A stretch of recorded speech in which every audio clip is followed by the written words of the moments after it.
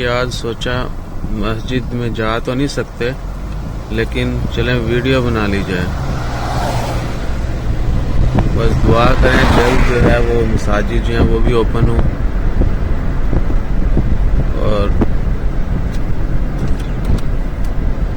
फिर से जो है हम लोग मस्जिद में नमाज पढ़ने आए और बाकी दीगर मज़ाहिब की जो इबादत गाहें हैं वो भी ओपन हो जाएं और सब लोग जो है हंसी खुशी वापस इबादत गाहों में जाएं, अपनी अपनी रसूमात अपने अपने तौर तरीके के साथ जो है वो नमाज अदा करें। और बस यही है कि हमेशा जो है अपना ख्याल रखें और जितना मुमकिन हो सके कोशिश करें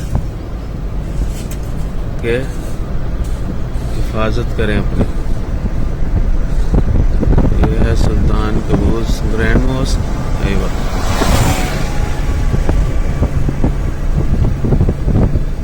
और मुझे उम्मीद है कि तमाम लोग एक दफ़ा तो ज़रूर आए होंगे यहाँ पे।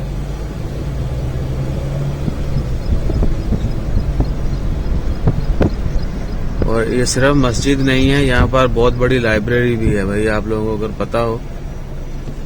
और मुझे उम्मीद है कि कम लोगों को पता होगा कि लाइब्रेरी भी है, बहुत बड़ी लाइब्रेरी मदरसा जो है वो भी यहाँ पर है।